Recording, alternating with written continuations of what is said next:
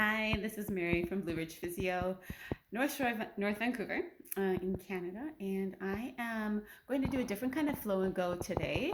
So this is going to be yoga for your feet, and I'm doing this today because I do get a lot of patients, a lot of clients with plantar fasciitis, which is irritation of this fascia that comes under the foot, and it's fairly common, and it can be a product of so many things. So I always will do a very individual assessment, but what I find is people come a little bit late in the game when things are really cranky, and if you were to come a little bit earlier and do some kind of preemptive management of foot mobility, dynamic intrinsic strength of the feet, as well as strength of some of the muscles that feed into the arch as well, that start in the leg, then you're likely not to have foot pain. And not just plantar fasciitis, but different kinds of issues that can crop up if you're an active person. So we're going to do a foot flow. And it's going to be starting my newly manicured nails, which does not happen very often. So a special treat for us today. And I hope that you enjoy it and that you find it useful. Please do see a physiotherapist if you have it. Come see me, but please see any physiotherapist if you're not near me, if you do have foot pain or plantar fasciitis, and get a specific program for you. All right, here we go. So starting with my foot. There she is.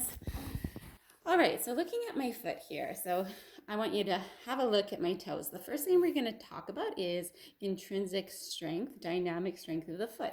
As you can see, I've got a bit of hallux valgus. That is just that the toe goes that direction. It's kind of always been that way, but I can use my intrinsic. So I'm going to try to activate the abductor muscle, and sometimes I give it a little bit of an assist here, a little stretch, see if I can hold it. And what that does is it just gets me a little more connected to big toe. So if I can do that, for example, before I do my yoga balances, I find it very useful to find a stable foot, because a stable foot relies on the big toe, little pinky toe here, which I can't wave at you individually, and the heel, which is the tripod of the foot. And if we can connect into those three areas, I find that we use our musculature in a much more balanced way. So that is the first exercise. That's intrinsics, just toe spreading. Now, this takes practice, guys. This is neuromotor training, which is that repetition. It's not that bulk 'em up at the gym. It's the thing that you do throughout the day just for fun, knowing that you're improving your ankle and your foot overall health. So there you go. Just 10,000 reps, and you too could have barely abducting big toe just like me. But actually, I do find this quite useful in my yoga practice, and it has kept my feet really healthy. There was a point where I wasn't doing this and I was starting to get a little bit of discomfort just on the base of the metatarsals, but no more. All right, so that's the first one. The second one is kind of a different version of that. It's called toe fanning. So the idea is to individually put one toe down one at a time. I'm not awesome at this, so let this be one of those things that you work on if it works for you throughout your day. This is kind of also getting, if you look at those bones here, that kind of bones and tendons that kind of work their way into that field of your camera. Just think of there being individual muscles that lie on each side, and we're just activating them to give you a really nice dynamic foot. So all that folklore of people being able to run and walk in bare feet is and do crazy things with their feet, like eating with their feet, people who do not have arms. This is because you have some real dynamic power and dexterity in those muscles if you work on it. So there you go. There is my version of toe fanning. Now we're going to do foot shortening. So this is where we create a little bit of a dynamic arch. Now I'm going to bring the metatarsal heads, boop, boop, boop, right here, towards my ankle. So you see how subtle it is. So I don't have a flat foot, but if I had a flatter foot, you would see how successful that is in creating a dynamic arch. And that's important for plantar fasciitis for a couple of reasons. Now, you don't want that to be like a toe scrunching thing. You want that to be truly this. So if you can keep your toes long and work on it that way, then you are off to the races. So that's the dynamic strength of the toes, the feet. Now,